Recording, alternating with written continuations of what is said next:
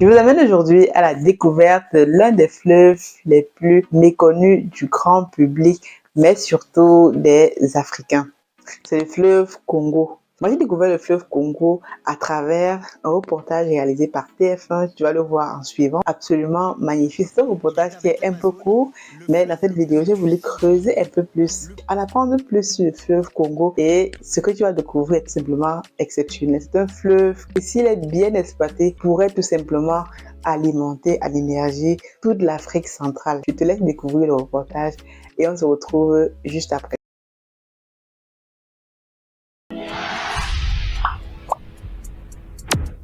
Bienvenue sur Masora Business. Si tu me découvres dans cette vidéo, moi je m'appelle Aniel Cruzel, je suis ingénieur logiciel, entrepreneur, auteur de magnifiques livres intitulés Investir en Afrique dans la pisciculture. Si c'est un domaine dans lequel tu as toujours rêvé d'investir ou alors tu découvres tout simplement ce domaine à travers mes vidéos, tu es exactement au bon endroit. Tu peux commander ton livre physique en remplissant le formulaire en barre de description. Bonne nouvelle pour toi aussi, si tu es impatient d'avoir ce livre-là, tu peux l'avoir sous la version digitale disponible sur notre académie Aniel et Tatiana Academy. Le lien s'affiche ici en barre de description.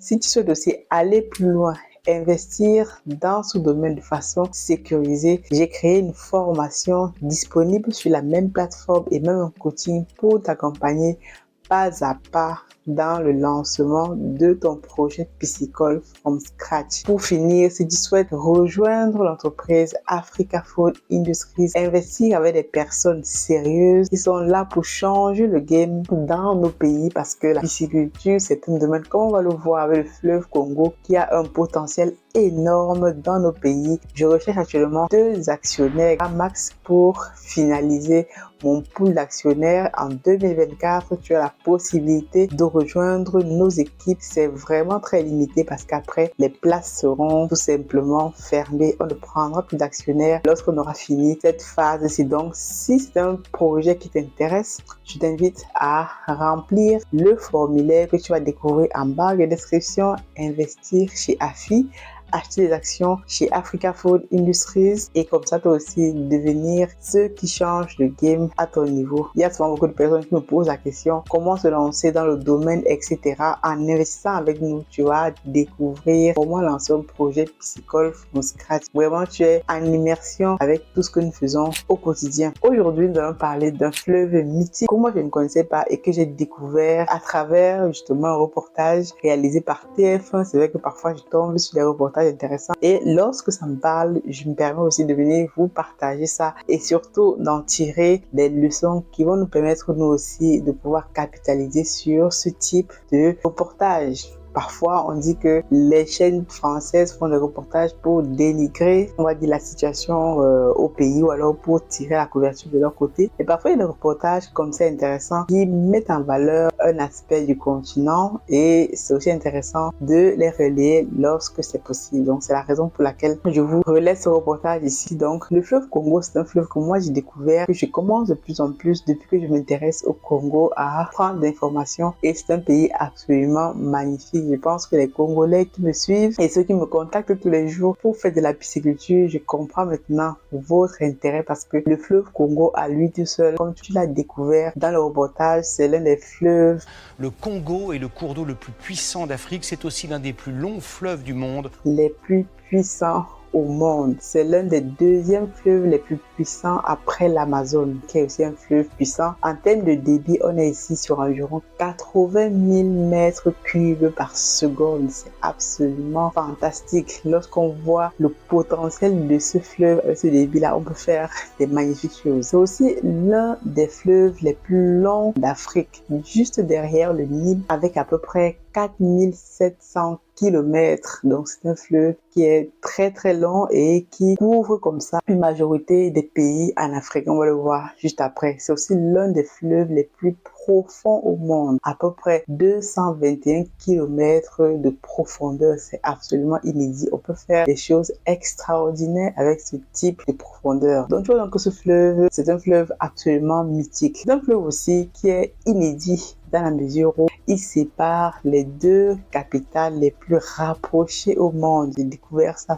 moi je suis pas une spécialiste de la République du Congo tout simplement. Donc les deux capitales les plus rapprochées au monde, on a ici Kinshasa qui est la capitale de la République démocratique du Congo, et donc on a de l'autre côté Brazzaville qui est la capitale de la République du Congo. Donc bon, ne me demandez pas pourquoi il y a deux Congos, ça c'est encore historique, mais en gros c'est un même pays qui est séparé comme ça par une frontière naturelle qui divise les deux pays. Et contrairement à ce qui est dit dans le reportage, le fleuve Congo tire sa source, j'ai regardé, au niveau du Katanga. Les Congolais qui sont ici me diront peut-être que c'est ça ou c'est pas ça, mais j'ai vu que c'est un fleuve qui tire sa source au niveau des hauts plateaux du Katanga, il me semble bien. Et pour établir aussi une vérité, dans le reportage, c'est dit qu'il n'y a aucun pont qui traverse le Congo, mais j'ai découvert qu'il y a le pont Matadi qui, en gros, permet de traverser le fleuve Congo et relie comme ça par la route la ville de Matadi à Boma, il me semble. Donc, les Congolais qui m'écoutent, vous allez peut-être rectifier ce que j'ai dit. Donc, j'ai fait des recherches. Je redis encore, je ne suis pas une spécialiste du Congo, mais j'ai voulu partager ce reportage avec toi pour te montrer que c'est un fleuve qui est tellement riche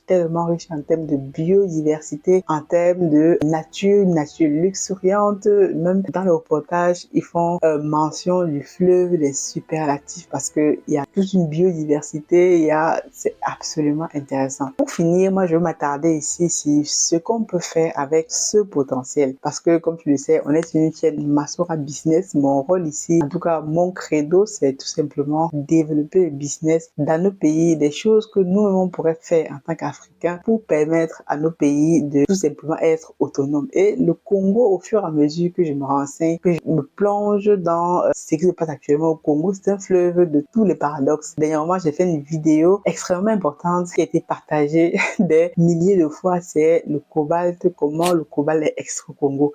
Et c'est un peu cette dichotomie, le Congo avec toutes les richesses que ce pays a, mais malheureusement, c'est un pays aujourd'hui, quand on regarde, où la population vit avec moins d'$1 par jour.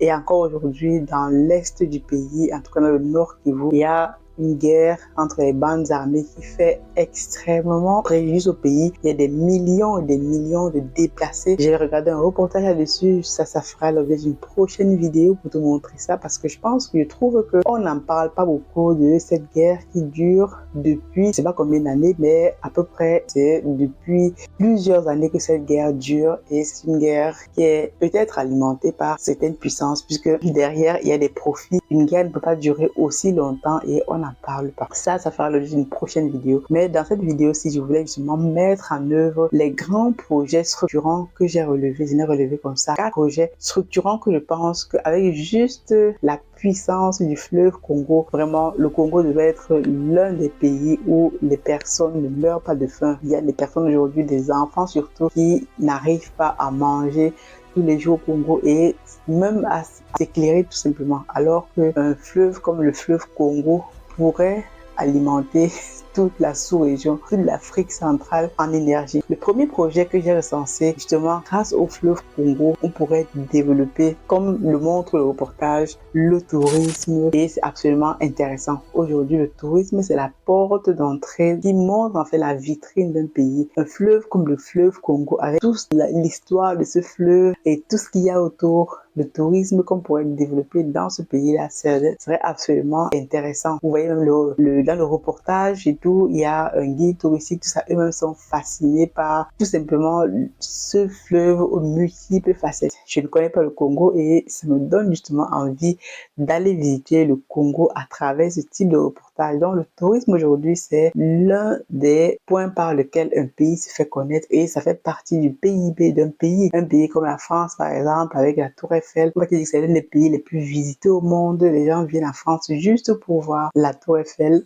Je ne dérive pas, mais c'est une œuvre d'art qui est rayonnée partout dans le monde. Donc, je pense que nos pays africains, et notamment le Congo, le fleuve Congo, avec tous les atouts qu'il on pourrait développer du tourisme. Sûrement qu'il y a déjà du tourisme qui est développé, mais c'est peut-être moins démocratisé puisque très peu de personnes vont faire du tourisme au Congo. Vous allez me dire si j'ai juste ou pas, mais moi en tout cas, c'est une destination que je ne connaissais pas. Deuxième projet structurant que l'on peut développer avec ce débit du fleuve Congo, c'est tout simplement des projets de centrales hydroélectriques. Comme vous le voyez dans le reportage aussi, il y a des associations humanitaires qui sont venues développer une centrale hydroélectrique avec la puissance, le débit du fleuve et permettre comme ça d'alimenter tout un village. Vous voyez, la dame dans le reportage est très contente parce que lorsqu'on sait que la lumière dans nos pays africains, c'est l'une des choses les plus rares et avoir la lumière en continu de façon naturelle, de façon écologique, comme le disent aujourd'hui, c'est que ce n'est pas exceptionnel. Si on construisait un barrage, peut-être qu'il y a des projets actuellement de barrage au niveau du fleuve Congo que je ne connais pas, vous allez me dire ça en commentaire, je vous attends, mais on pourrait faire comme ça un barrage qui pourrait à lui seul, ne serait-ce que la puissance de ce fleuve-là, alimenter toute l'Afrique centrale. Vraiment, ce sera quelque chose de magnifique. Et c'est une énergie, c'est une puissance que le bon Dieu a doté le Congo que on pourrait utiliser sans forcément aller chercher ailleurs. Troisième projet structurant que l'on peut développer sur ce fleuve Congo, là, c'est tout simplement l'agriculture et la pisciculture. Voilà où ça, je rentre en compte. Généralement, j'ai des personnes de la RDC qui me contactent en me disant, oui, ils ont vu ce que je fais et ils pensent qu'ils pourraient développer eux aussi la pisciculture dans le pays. Avec un fleuve comme le fleuve Congo ou alors avec, si vous êtes peut-être dans un village où vous avez le fleuve Congo qui arrive, vous pouvez faire la pisciculture en cage flottante. La pisciculture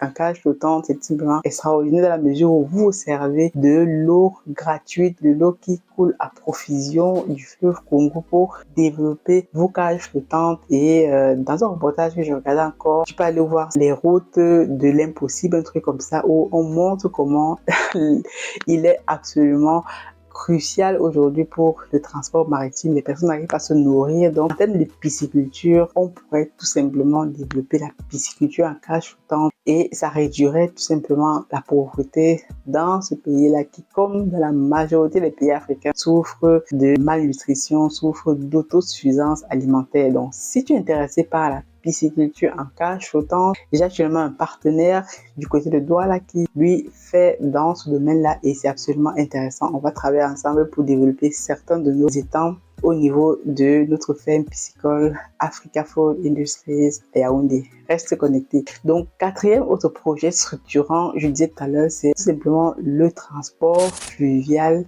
des marchandises et des personnes. Dans le reportage dont je faisais mention, les routes de l'impossible, un truc comme ça, c'est un vieux reportage où on montre comment les personnes montent sur une vieille embarcation. Il y a peut-être, je sais pas moi, peut-être 1000 personnes sur ce bateau-là pour parcourir pendant une semaine des distances tellement ridicules qu'il faut plusieurs jours pour parcourir ces distances-là.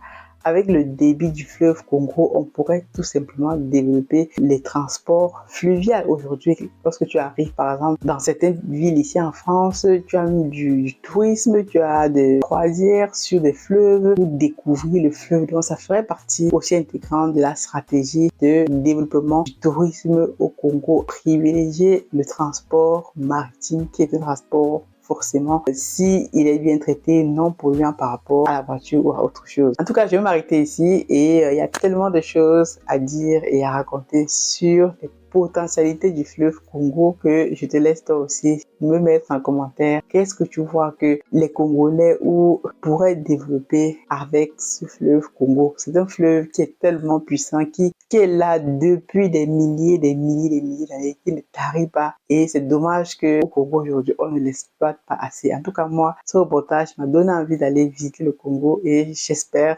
pouvoir visiter ce pays prochainement. Dis-moi ce que tu penses de cette vidéo. Si c'est un thème qui t'intéresse, si ce type de reportage t'intéresse aussi, tu me le dis en commentaire et parfois de temps en temps je ferai des reportages comme ça et je donnerai mon avis. On a plein de sites comme ça en Afrique qui sont potentiellement inexploités, méconnus du grand public, mais qui ont des potentialités énormes. Je te dis à très bientôt. God bless.